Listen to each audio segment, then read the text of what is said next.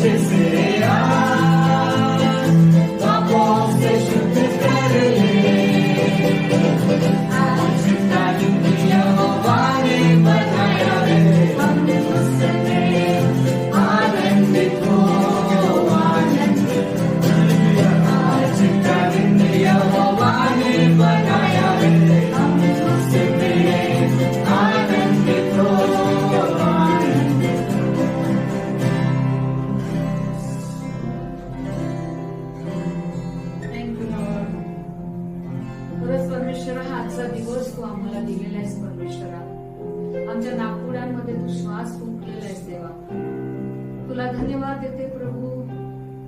आज आम्ही तुझ्या चरणाजवळ येत आहोत परमेश्वरा. प्रभू आम्हाला तुझ्यासारखं नम्र आणि लीन बनवते बाबा.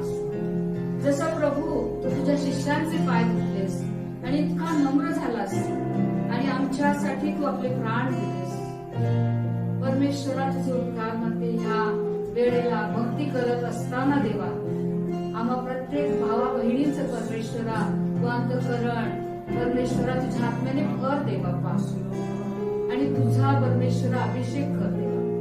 ही वेळ प्रभू आशीर्वादाची वेळ आणि तुझ्या उपस्थितीची वेळ असू दे. नम्र आणि लीन बनव परमेश्वरा. धन्यवाद प्रभू, धन्यवाद.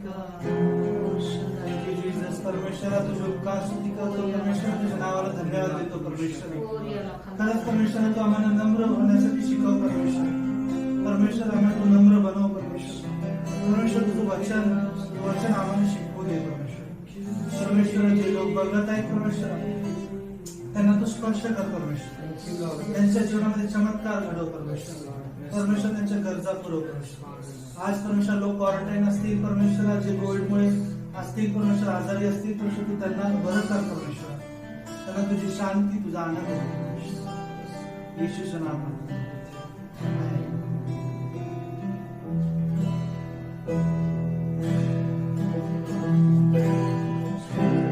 परमेश्वराकडे आपण प्रेम मागूया जसा परमेश्वर आपला प्रेमळ देव आहे तो आपल्यावर प्रीती करतो तशी आपण त्याच्यावर प्रीती करूया परमेश्वराला गाण्याद्वारे आपलं अंतःकरण देऊया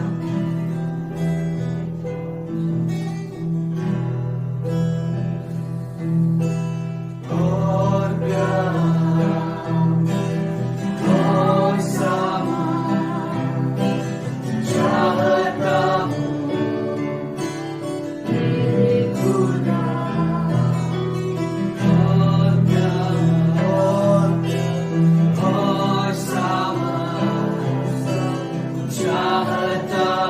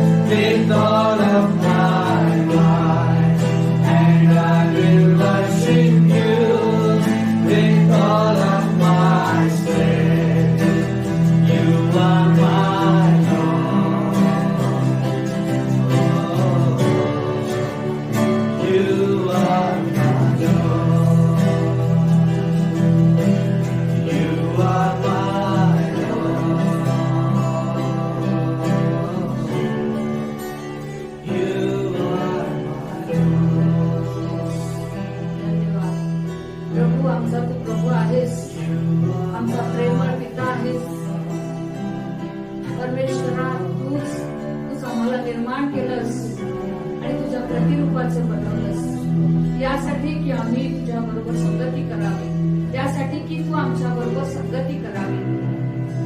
परमेश्वरा, तुझी इच्छा आहे, तुझी योजना आमच्यासाठी चांगली आहे. परमेश्वरा, आम्ही नेहमी तुझ्या संगती राहावं, आम्ही नेहमी तुझ्या जवळ यावं आणि तुझ्यावर प्रीती करावी, कारण तू आमचा देव, प्रीतीचा देव आहेस. परमेश्वरा, आम्हाला शिकव अधिक आणि अधिक तुझ्यावर प्रीती करण्यासाठी. धन्यवाद प्रभू, आम्हाला आज्ञाने आणि खरेपणाने तुझी स्तुती आराधना करण्यास, तुझी उपासना करण्यास शिकव देवा. पूर्ण अंतःकरणाने, पूर्ण मनाने, पूर्ण जीवाने तुझ्यावर प्रीती करण्यास शिकव दे बाबा. तुझ्या आज्ञेप्रमाणे आम्हाला चालव दे बाबा. इथून पुढची सर्व वेळ दे बाबा मी तुझ्या हातामध्ये देत आहे. प्रार्थना तारणारा प्रभू येशू ख्रिस्त त्याच्याच नावात करते म्हणून ऐक देवा. आमेन. आमेन.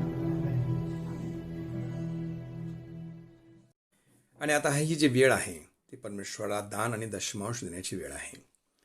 अनेक जणांना दान आणि दशमांश दानार्पणाच्या पिशवीमध्ये देता येत नाही. या कारणाकरिता ऑनलाईन दान देण्यासाठी मंडळीच्या अकाउंटची डिटेल देत आहे.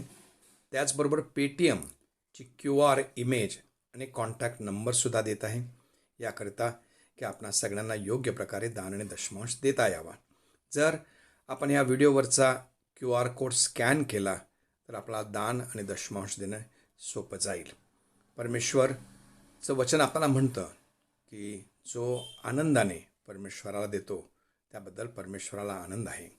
त्यावेळेस आपण देवाचे उपकार मानणार आहोत की देवाने आपल्याला कोणत्याही गोष्टीची कमतरता पडू दिली नाही. देव तुम्हाला आशीर्वाद देव, सर्व आर्थिक समस्यामधून बाहेर काढो आणि त्याच्या नावाचं गौरव तुमच्या जीवनाच्या द्वारे हो.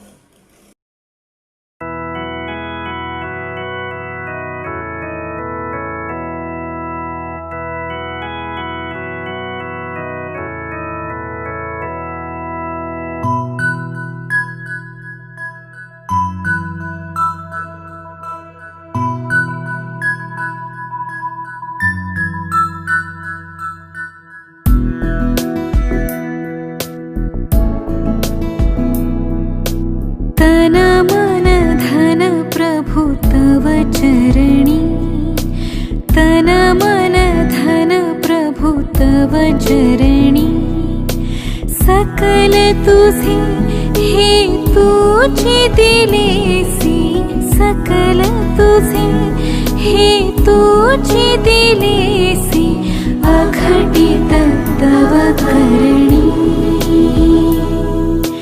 तन मन धन प्रभु तव चरणी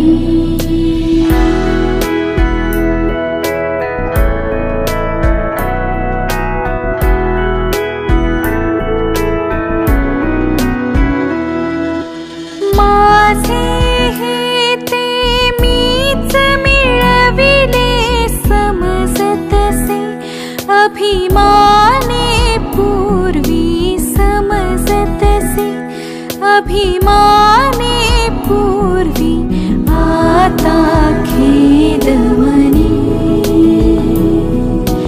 तन मन धन प्रभु तव चरणी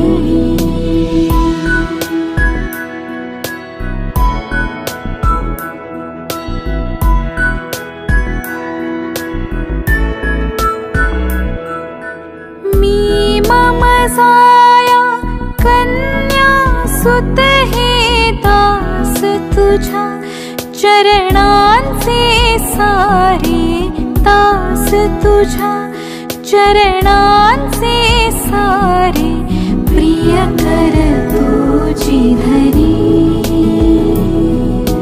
तन मन धन प्रभु तव चरणी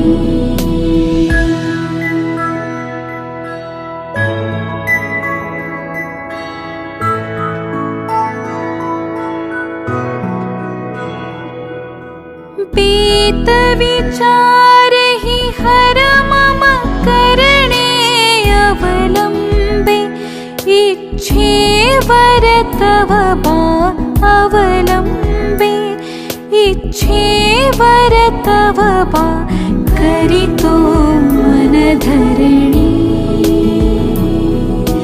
तन मन धन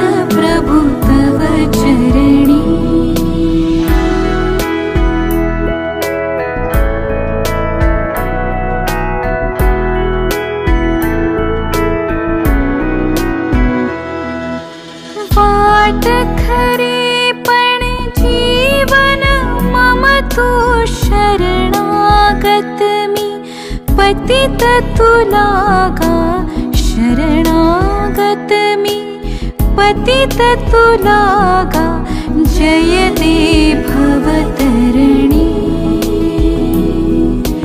तन मन धन प्रभु तव चरणी तन मन धन प्रभु तव चरणी सकल तुझे हे तुझे दिलेसी सकल तुझे हे तुझे दिलेसी अघटित तव करणी तन मन धन प्रभु तव चरणी तन मन धन प्रभु तव चरणी तन मन धन प्रभु तव चरणी.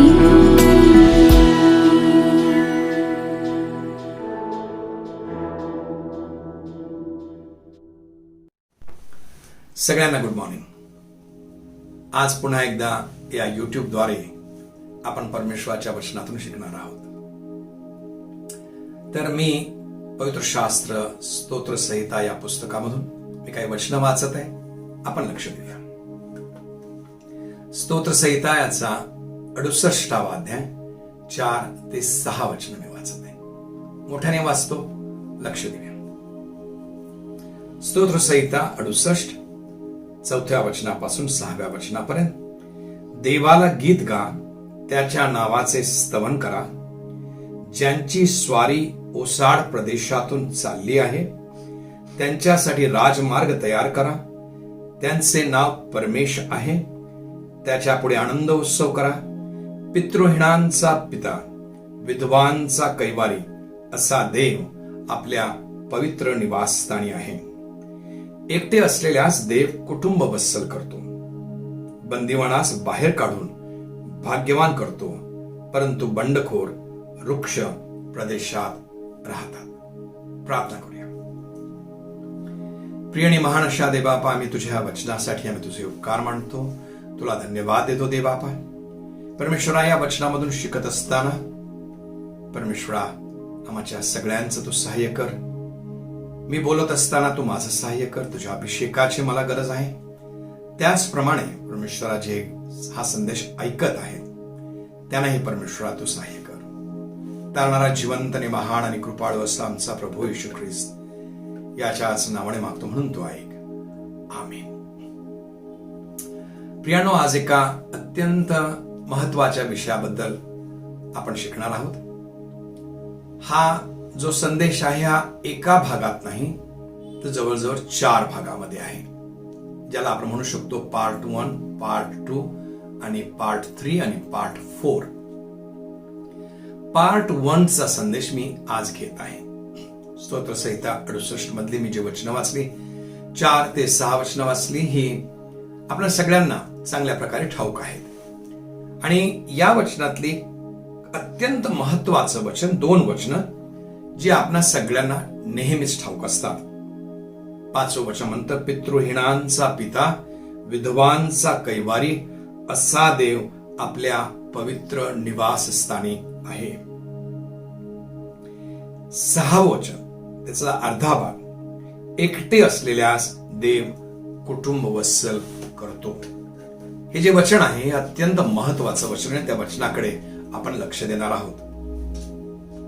सगळ्यात पहिली गोष्ट ही, आपण या जगामध्ये आलो कारण की आपल्याला पिता होता किंवा आहे, म्हणून आपण ह्या जगामध्ये आलो.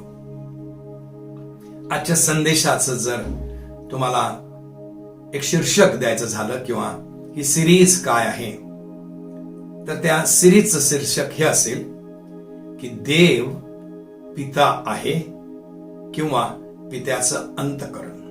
देव पिता आहे हे शीर्षक ठीक राहील. तर पुन्हा एकदा, आपण या जगामध्ये आहोत कारण की आपल्याला कोणीतरी जन्माला घातलं. आपण स्वर्गातून आकाशातून या पृथ्वीवरती पडलेलो नाही. तर हा अत्यंत महत्वाचा भाग आहे आपल्या जीवनाचा की आपल्याला पिता आहे. काही असे लोक आहेत की त्यांचा पिता आज जिवंत आहे.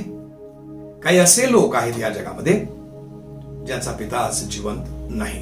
त्यातला मी एक आहे. माझे वडील 1993 मध्ये मरण पावले. काही लोक असे आहेत या जगामध्ये की त्यांना त्यांचा पिताच ठाऊक नाही. त्यांच्या आईला विचारत आईलाही माहित नाही की त्यांचा पिता कोण आहे. काही लोक असे आहेत की ज्यांना त्यांच्या पित्याबद्दलच्या अत्यंत वेदनादायक अशा स्मृती आहेत, अशा गोष्टी त्यांच्या स्मरणात आहेत आणि त्यांची इच्छाही नसते की पिता हा शब्द ऐकावा. का? कारण की पिता या शब्दाच्या आजूबाजूला असलेले त्यांचे अनुभव आणि त्याच्या आठवणी इतक्या दुःखदायक आहेत की त्यांना ते नको असतं. काही जी लहान मुलं अशी आहेत की ज्या ठिकाणी त्यांनी त्यांच्या पित्याने त्यांच्यावर कधीच प्रेम केलं नाही. दारुडे होते म्हणून आईने पित्याचं प्रेम करायचं ते आईने करण्याचा प्रयत्न केला. काही वडिलांनी आपल्या मुलांना खूप मारलं, अगदी ते मरतील याची पर्वा केली नाही, इतक्या वाईट प्रकारे त्यांना मारलं. कित्येक लहान मुलांना त्यांच्या वडिलांनी म्हटलं जन्माला नसता आला तर बरं झालं असतं, किंवा जन्मल्या दिवशीच मेला असतास तर बरं झालं असतं. तर ती काही लहान मुलं ही अशी वाक्य ऐकत लहानशी मोठी झाली. काही पित्यांनी आपल्या मुलाला पाठवलं, जा माझ्यासाठी दारूची बॉटल घेऊन ये, क्वार्टर घेऊन ये, किंवा पाठवलं जा माझ्यासाठी सिगरेट घेऊन ये. आणि जर त्यांनी आणलं नाही तर त्यांना खूप मारलेलं आहे. म्हणून पिता या शब्दाची आठवण सुद्धा अत्यंत दुःखदायक आहे. काही व्यक्तींना लग्न करण्याचीच इच्छा नसते. का? कारण की विचार करतात लग्न करून एखाद्याला जन्म देणं आणि त्याला न सांभाळता येणं त्यापेक्षा लग्न न केलेलं परवडलं. जर मी तुम्हाला विचारलं की तुम्हाला तुमच्या पित्याबद्दल आज काय आठवतं, बहुतेक जण असं म्हणतील की माझ्या आई वडिलांनी मला सांभाळलं आणि वडिलांनी नोकरी केली, वडिलांनी घरी पैसे आणून दिले आणि आम्हाला जे काही हवं होतं किंवा ज्या काही गरजा होत्या त्या गरजा त्यांनी पुरवल्या. आपण पाहतो की विशेष करून भारत देशामध्ये आईची महती फार मोठी सांगितली जाते. आईचं काळीज, आईची प्रीती, आईचा त्याग वगैरे वगैरे बरंच काही सांगितलं जातं. परंतु पित्याबद्दल सहसा कोणी बोलत नाही. आजकाल असं झालंय की आपण जे परमेश्वरामध्ये आलेलो आहोत त्यांच्या पाठीमागे दोन गोष्टी आहेत. एक म्हणजे ह्या जगिक पित्याची आपण मुलं म्हणून जगलो, त्यानंतर एका स्वर्गीय पित्याला आपण आपलं जीवन समर्पित केलं. जुन्या काळामध्ये वडिलांबद्दल कविता कोणीच लिहिल्या नाहीत किंवा फार कमी लिहिल्या गेल्या. सगळ्या कविता, सगळी गाणी ही आईबद्दल लिहिली गेली. मला आठवतं माझे वडील ते गाणं गायचे, प्रेम स्वरूप आई वात्सल्य सिंधू आई. माझ्या वडिलांसारखा माझा आवाज नाहीये, ते फार सुंदर प्रकारे गायचे आणि ते गात असताना कधी कधी रडायचे सुद्धा. तर आईला खूप खूप लोक प्रीती करतात आईवरती, परंतु वडिलांबद्दल जास्ती करून विचार डोक्यामध्ये येत नाही. कदाचित याच कारणामुळे यरुशलेम माता हा एक चुकीचा पंथ जन्माला आला. मदर जेरुशलेम त्याला इंग्लिशमध्ये असं म्हणतात. आणि हा जो पंथ सांगतं की देव एक माता आहे, आणि त्याच्या चुकीच्या गोष्टी झाल्या आणि हा पंथ वाढायला लागला. तर आपल्या सगळ्यांना आपल्या पित्याबद्दलची एक चित्र आपल्या समोर आहे, काही आठवणी आपल्या समोर आहेत. माझे वडील अत्यंत कडक होते, अत्यंत. अजूनपर्यंत माझ्या संपूर्ण जीवनामध्ये तितकी कडक आणि तितकी शिस्तबद्ध व्यक्ती मी अजूनपर्यंत पाहिलेली नाही. माझ्या मनामध्ये अनेक वर्ष खूप राग होता माझ्या वडिलांच्या बाबतीमध्ये. प्रभू येशू ख्रिस्ताकडे आल्यानंतर सुद्धा मी जेव्हा जेव्हा कोणाशी बोलायचं तर माझ्या वडिलांचा विषय आला की मला फक्त त्यांच्या कटू आठवणीच आठवायच्या. पण एक दिवशी, ज्या दिवशी मी माझ्या पित्याची क्षमा केली, त्या दिवशी माझा पवित्र आत्म्याने बाप्तिस्मा झाला. आज मी जेव्हा पाठीमागे वळून बघतो तेव्हा माझ्या पित्याच्या कटू आठवणी नाही, तर खूप चांगल्या आठवणी माझ्या लक्षामध्ये येतात. ही झाली प्रस्तावना. या प्रस्तावनेमध्ये आपण समजलो की आपली पित्याच्या बाबतीमध्ये काय विचार आहेत किंवा काय गोष्टी आपल्या स्मरणामध्ये आहेत. परमेश्वराचं वचन 5व्या वचनामध्ये म्हणतं, 68व्या अध्यायामध्ये स्तोत्रसंहिता, पितृहीनांचा पिता. परमेश्वराच्या बाबतीमध्ये म्हटलंय, विधवांचा कैवारी असा देव आपल्या पवित्र निवासस्थानी आहे. पहिला मुद्दा, आपल्याला 2 बाप आहेत. मी मुद्दाम बाप हा शब्द वापरला, पिता नाही म्हणालो मी. आणि कधी कधी लोक आपल्याला विचारतात, अरे तेरा बाप कोण आहे? आपल्याकडे बघून विचारतात की तेरा बाप कोण आहे. आश्चर्य वाटलं असेल ना मी जेव्हा असं बोलतो तेव्हा. परंतु एक सत्य आहे, ज्याने प्रभू येशू ख्रिस्ताचा स्वीकार केला, त्याच्या मार्गावर जे लोक चालत आहेत त्यांच्या बाबतीमध्ये हे सत्य आहे. त्यांना 2 बाप आहेत.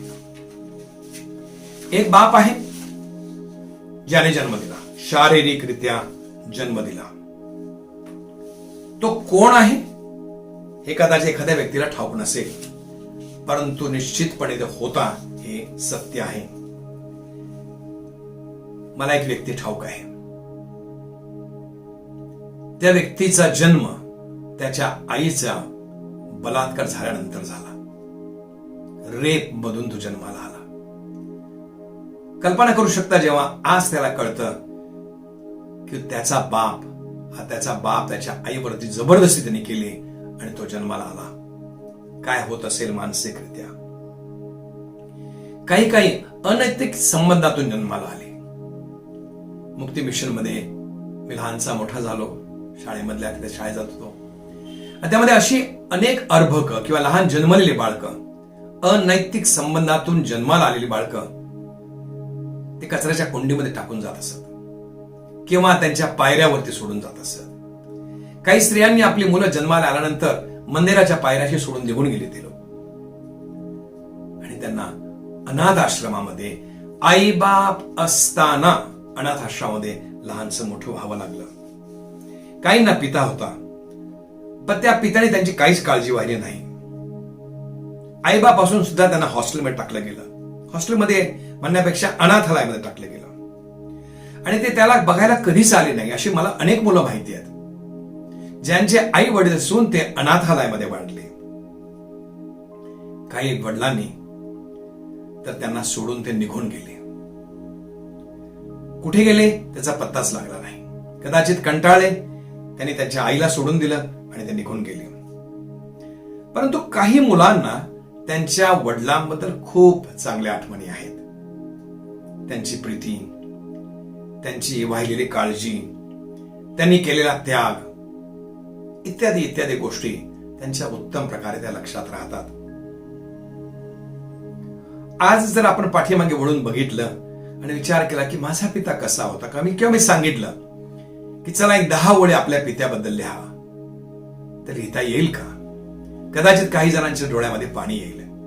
कदाचित एक अत्यंत उत्स्फूर्तपणे एखादी व्यक्ती ते लिहेल, माझे वडील हे माझे हिरो होते, चांगले होते. तर पहिला पिता हा आपला जगिक पिता आहे किंवा होता. दुसरं आपला स्वर्गीय पिता, असा पिता ज्याने आदामाच्या नाकपुड्यामध्ये श्वास फुंकला, जो सगळ्या पित्यांचा पिता आहे. कारण त्याच्यापासूनच मनुष्य बनविला गेला, त्याच्या प्रतिरूपाचा बनविला गेला, त्याच्या नाकपुड्यामध्ये श्वास फुंकला गेला आणि तो या संपूर्ण मानव जातीचा पिता झाला. अब्राहमाला सांगितलं होतं की तुझी संतती मी आकाशातील ताऱ्या इतकी आणि समुद्र काठी असलेल्या वाळूच्या रजक कणा एवढी मी तेवढी तुझी संतती करीन. आणि आज आपण त्यातून निर्माण झालेलो आहोत. त्याने एक देवाकडे आले, त्यांना आणखीन एक पिता प्राप्त झाला. असा पिता जसं वचन म्हणतं, पितृहीनांचा पिता. चांगला पिता नव्हता, पण त्यांना एक फार उत्तम पिता मिळाला, ज्याच्यावरती ते विश्वास ठेवू शकतात. असा पिता जो अनंतकालीन आहे. शारीरिक पिता ज्यांनी जन्म दिला तो कदाचित मरण पावला असेल, कदाचित नसेल, खूप वयस्कर असेल, तो कधी ना कधी मरणारच आहे. आपण सगळेच मरणार आहे असं नाही, पण तो मरेल, कारण की वयाप्रमाणे ती व्यक्ती मरण पावली जाईल. परंतु हा पिता, दुसरा पिता, अनंतकालिक पिता आहे. असा पिता जो आपल्यावरती प्रीती करतो, अतोनात प्रीती करतो. देवाचं वचन म्हणतं, देवाने जगावर एवढी मोठी, जगावर याचा अर्थ दगड धोंड्यावर, कोंबड्यावरती, बकऱ्यावरती, शेळ्यावरती नाही, मनुष्यावरती त्याने एवढी प्रीती केली की त्याने आपला एकुलता एक पुत्र दिला, यासाठी की कोणाचा नाश होऊ नये. असा पिता जो पहाड नाहीये, डोंगर नाहीये, नदी नाहीये, तर तो एक व्यक्ती आहे. तो आपला दुसरा पिता. आता दुसरा मुद्दा बघूया. पहिला मुद्दा आपण बघितला की आपल्याला 2 पिता आहेत. दुसरा मुद्दा बघूया. आता आपल्या जगिक पित्याबद्दल आपण विचार करूया. आज मी बोलत आहे आणि तुम्हाला तुमच्या या जगामधल्या पित्याची आठवण मी करून देत आहे. कदाचित आपल्याला खूप खूप वाईट अशा आठवणी असतील. मला वाटतं आजच मला वाटतं मी सकाळी रुबेन बरोबर बोलत असताना मी त्याला म्हटलं की बेटा, मी माझी साक्ष लिहित आहे, तू जरूर वाच, कारण की तुझे पिता आज काय आहेत हे साक्ष वाचल्यानंतर तुला कळेल. ते कशा प्रसंगात गेले, त्यांचं जीवन कसं होतं, त्यांचा भूतकाळ कसा होता हे तुला कळेल. बऱ्याच वेळा आपण त्यांचं वागणं आपण समजू शकत नाही. ज्या प्रकारे ते आपल्याबरोबर वागले ते सुद्धा आपण समजू शकत नाही. शक्य आहे की आपला पिता खूप गरीब होता आणि त्याने आपण जे मागितलं त्याला देता आलं नाही. खूप खूप गरीब असेल आणि यामुळे त्याने आपल्या इच्छा पूर्ण केल्या नसतील. कदाचित आपल्या पित्यालाच त्यांचे आई वडील नसतील. जसे माझे वडील आई वडील असताना अनाथ म्हणून जगले. त्यांना त्यांच्या आई वडिलांची प्रेम कधीच मिळालं नाही. एका अनाथाचं जीवन फार कठीण असतं. कदाचित त्यांचा भूतकाळ अत्यंत कठीण होता. आपल्याला बऱ्याच वेळा आपले पिता फार काटकसरी दिसतात. सगळ्याच प्रयत्न म्हणतात, हे कशाला घेतोस, फार महाग आहे, फार महाग आहे. मला आठवतं स्लीपर जे आहे, स्लीपर आपण जे पायामध्ये घालतो स्लीपर, जेव्हा आम्ही लहान होतो ती स्लीपर मला वाटतं एक 15 किंवा 20 रुपयाला मिळायची आणि आज मुलं 1200 रुपयाचे स्लीपर घालतात, 1500 रुपयाचे स्लीपर घालतात. आणि बापाला वाटतं, अरे देवा, याच्यामध्ये किती स्लीपर आल्या असत्या. कदाचित तो काटकसरी असेल. कदाचित त्यांना त्यांच्या पित्याचं प्रेम कधी मिळालं नाही. तुमची काय गोष्ट आहे? What is your story? तुमच्या जीवनाची काय कहाणी आहे? कधी तुम्ही आपल्या वडिलांना विचारलं का? त्यांच्या भूतकाळाबद्दल कधी विचारलं का? कधीतरी गप्पा मारता मारता असं म्हणालात का की पप्पा, तुम्ही लहानचे मोठे कसे झाला सांगा ना मला.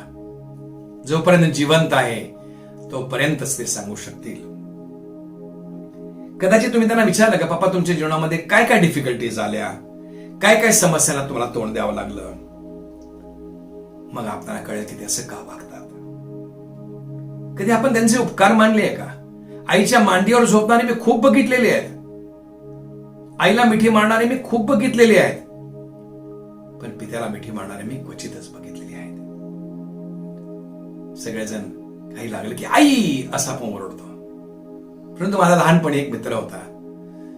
तो मित्र माझ्यावर ट्युशनला यायचा आणि त्याला जर कुठं काय लागलं तर तो म्हणायचा बाबा बाबा. मला आजही आश्चर्य वाटतं की त्याला आई हा शब्द त्याच्या तोंडातून येत नव्हता, कारण त्याची आई त्याला जन्मदिन मरण पावली होती आणि वडिलांनी त्याला सांभाळलेलं होतं. कधी आपण त्यांच्याशी गप्पा मारण्याची गरज आहे. कधी आपल्या पित्याला मिठी मारली आहे का? नसेल कदाचित. कधी त्यांच्या दुखण्याबद्दल विचारलंय का आपण? कधी ते आजारी आहेत आणि म्हटलंय का की पप्पा, मी तुमचं डोकं दाबून देऊ का? तुमच्या डोक्याला मी मसाज करू का? कधी आपण त्यांना सांगितलंय का, मी तुझ्यावर प्रीती करतो, I love you my daddy? नाही, फादर्स डे बद्दल बोलत नाही मी. फादर्स डेला सगळेजण जिवंत होतात. Happy father's day, happy father's day, एक शर्ट द्यायचं, कदाचित केक कापायचा आणि त्याच फादरचा दुसऱ्या दिवशी अपमान करायचा. अशाने फादर्स डे कधी सेलिब्रेट करू नये जे आपल्या पित्याचा सन्मान कधी करत नाहीत. आज कदाचित त्या पित्याला तुमच्या पैशाची गरज नसेल, अजिबात नसेल, कारण की त्याच्या आयुष्यामध्ये त्याने जे कमावलं त्याच्यावर त्याचा उदरनिर्वाह होईल, त्याचा आणि त्याच्या पत्नीचा सुद्धा होईल. पण कदाचित त्याने एकच वाक्य ऐकण्याची इच्छा असेल की डॅडी आय लव्ह यू. अनेक असे पिता आहेत, ते आपली दुःख आपल्या मुलांपुढे कधी प्रकट करत नाहीत. त्यांना असं वाटतं ते कमकुवतपणाचं वाटेल. अनेक असे पिता आहेत जे कधी रडत नाहीत, माहित आहे, कारण की त्या काळामध्ये, जुन्या काळामध्ये एखाद्या पुरुषाचं रडणं म्हणजे त्याचा कमकुवतपणा समजला जायचा. माझ्या वडिलांना मी 2 वेळा रडताना बघितलेलं आहे. कदाचित ते आतल्या आत रडत असतील. अनेक पिता असे आहेत, त्यांनी सगळं काही चांगलं केल्यानंतर त्यांची मुलं त्यांच्यावर जशी वागतात ते पाहून त्यांना खूप वाईट वाटत असेल. एका विशिष्ट वयानंतर जे पिता असतात ते शांत होतात.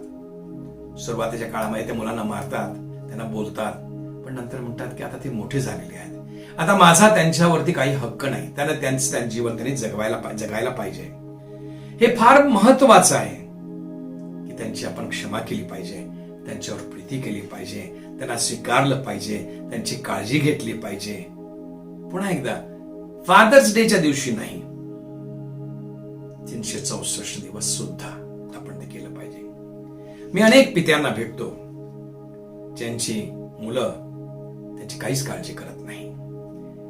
अशा मुलांना बघतो त्या पित्याबद्दल असं, हे हो यांना काय कळतंय, बावळट आहे ते. मी एका स्त्रीला त्याच्या मुलांसमोर, त्याच्या मुलींसमोर हे बोलताना ऐकलं, अहो हे मूर्ख आहेत, यांना काही कळत नाही. तर मुलं त्या पित्याला मान कसा देशील?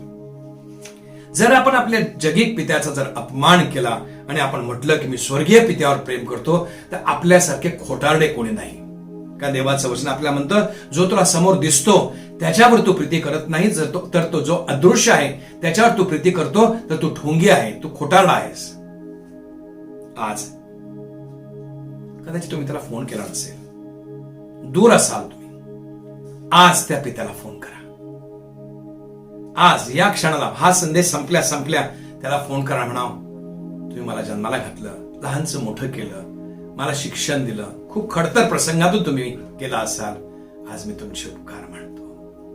कदाचित त्या पित्याच्या डोळ्यामध्ये पाणी येईल.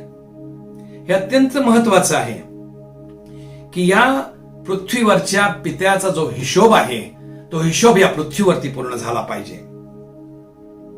या अगोदर की आपण आपल्या स्वर्गीय पित्याला म्हणतो की मी तुझ्यावर प्रेम करतो, या तो हिशोब आपण इथं संपवला पाहिजे. तो काही एटीएम मशीन नाही आहे. या जगामध्ये जेव्हा पैसे लागतात ना, फीचे पैसे भरायचे, हॉस्टेलचे पैसे भरायचे, गाडी घ्यायची, कार घ्यायची, तर आईकडे कोणीच जात नाही. पप्पा मला गाडी घ्यायची आहे, पप्पा माझी फी भरायची आहे. कुठून आणत असेल हा बाप पैसे? कुठून लोन घेत असेल? बाप म्हणतो अरे छोटी गाडी घे रे. नाही मला बुलेट पाहिजे, 1.5 लाख रुपयाची. बाप लोन भरेल, कोणाला न सांगता म्हणतो नको रे मी तुटकी गाडी वापरतो रे, तू घे बुलेट घे. देवाचं वचन म्हणतं पित्याला, स्वर्गीय पित्याला आपल्याला चांगल्या गोष्टी देण्यास कळतं. आणि जो पिता प्रभू येशू ख्रिस्तावरती विश्वास ठेवतो तो सुद्धा आपल्या मुलाला चांगल्याच गोष्टी देत असतो. आपला वारसा तो मुलांनाच देणार आहे. त्याच्या मृत्यूपत्रामध्ये तो लिहून ठेवतो.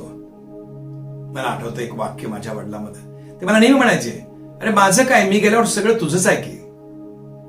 मग आम्ही हट्टी होतो, बालिश होतो आणि म्हणायचो आत्ता द्या की, नंतर देऊन काय फायदा. परंतु पित्याला योग्य वेळ ठाऊक असते. मी एक कविता वाचणार आहे. कवितेचं नाव आहे बाप.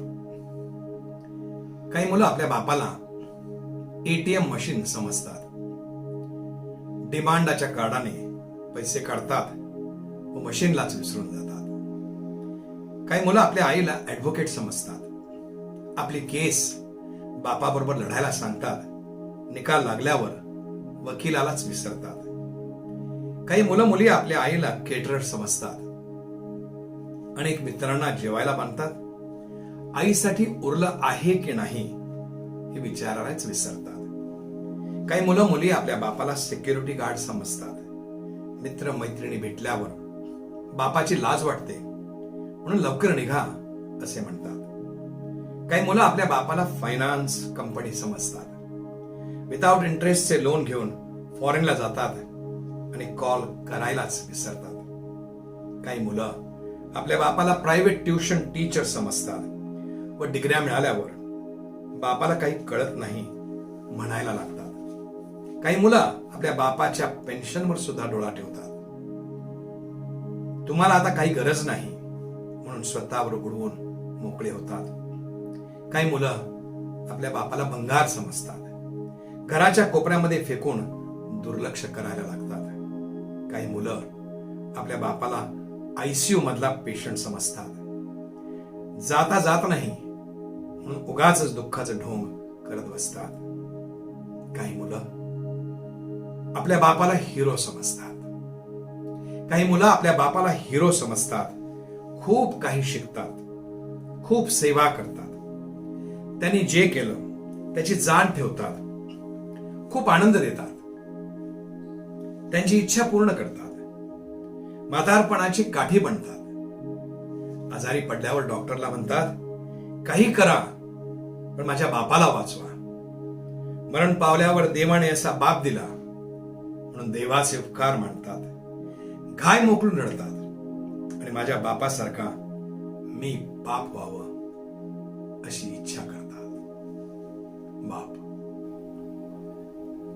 तर आपल्या पित्याच्या बाबतीमध्ये आपल्या भावना ह्या एक उत्तम भावना असल्या पाहिजे. एक चांगला मुलगा म्हणून कसं असलं पाहिजे आपण येशू ख्रिस्ताकडून शिकावं. या पुढच्या 4 भागामध्ये याबद्दल आपण शिकणारच आहोत. चला आज आपण काही निर्णय घेऊया. जो काही जगिक पित्याबद्दलच्या गोष्टी पेंडिंग राहिल्या बाकी आहेत त्या पूर्ण करायचा प्रयत्न करूया. आपल्या स्वर्गीय पित्याच्या समोर उभं राहण्याच्या अगोदर आपण जर हे केलं तर निश्चितच आपल्याला स्वर्गामध्ये प्रवेश मिळेल.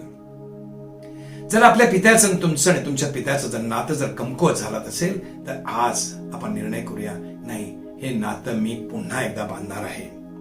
त्यांची क्षमा करा, त्यांच्याशी बोला, त्यांना सांगा काही काळजी करू नका, मी तुमच्या बरोबर राहीन, तुम्ही मरेपर्यंत मी तुमची काळजी, मी तुम्हाला वृद्धाश्रमात कधीच पाठवणार नाही, तुमचा मी अपमान कधी करणार नाही, तुम्हाला निष्काळजीपणे मी कधी बोलणार नाही. त्यांना सांगा, तुम्हाला जर काय दुःख होत असेल तर माझ्याशी सांगा, माझं जर काय चुकलं असेल तर मला सांगा. आज आपलं एक वाक्य की मी तुझ्यावर प्रीती करतो हे त्यांना खूप खूप खूप काही देऊन जाईल. त्यांची मस्करी केली असेल, त्यांना मूर्खात काढलं असेल, त्यांचा अपमान केला असेल, आज सूर्य मावळायच्या अगोदर त्यांना म्हणूया, सॉरी डॅडी, सॉरी, माझं चुकलंय.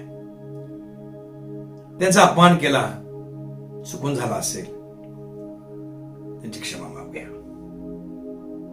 जर आपल्या स्वर्गीय पित्याचे आशीर्वाद जर हवे असतील आपल्या जीवनामध्ये तर आज ह्या जगिक पित्याचा जो हिशोब आहे भावांनो बहिणीनो तो पूर्ण करूया. मी आज तुम्हाला हे का सांगत आहे, का मी सांगत आहे, कारण की तुम्ही आशीर्वादित व्हावं हीच देवाची इच्छा आहे. अत्यंत थोडक्यात उजळणी. सगळ्यात पहिलं वचन मी वाचलं, स्तोत्र संहिता याचा 68वा अध्याय 4 ते 6 वचन. आपण ज्या पित्यावर विश्वास ठेवतो तो पिता कोण आहे याबद्दल आपण पुढे शिकणार आहोत. आपण बघितलं की आपला पिता कितीतरी प्रकारचे लोक आज असे आहेत की ज्यांना त्यांचा पिता जिवंत नाही किंवा त्यांना पिताच ठाऊक नाही.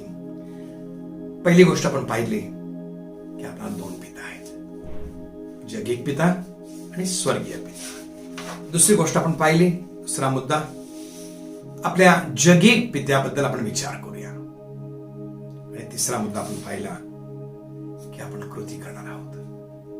ही कृती करणार आहोत देव पिता आहे याबद्दल शिकण्या अगोदर आपण जगिक पित्याचा हिशोब पूर्ण करूया. मला विश्वास आहे अत्यंत थोडक्यामध्ये मी सांगण्याचा प्रयत्न केला. आज आपण काहीतरी नवीन शिकलो. खास करून मी तरुण मुलांना आणि मुलींना म्हणेल, जर तुमच्या पित्याने तुम्हाला मारलंय ना तर ते देवदूत आहेत. कारण की त्यांनी तुमचं नुकसान होऊ नये, तुम्ही नाशाच्या मार्गावर जाऊ नये म्हणून मारलेलं आहे. एक दिवशी एक उदाहरण माझ्या लक्षात आलं. एका ठिकाणी एका घरामध्ये एक कुत्रा होता. त्या कुत्र्याला वेळोवेळी जेवण मिळायचं. त्या कुत्र्याला आंघोळ घातली जायची. तो कुत्रा आजारी पडला की ते डॉक्टरकडे घेऊन जायचे. आणि त्या एक दिवशी कुत्र्याला वाटलं, अरे ते रस्त्यावरून जाणारा जो कुत्रा आहे ना, त्याची काय मजा आहे. त्याला कोणी बांधून ठेवलेलं नाही. अगदी तो बिनधास्त सगळीकडे जातो, काय वाटेल ते करतो. हा त्याचा कदाचित मूर्खपणा असेल.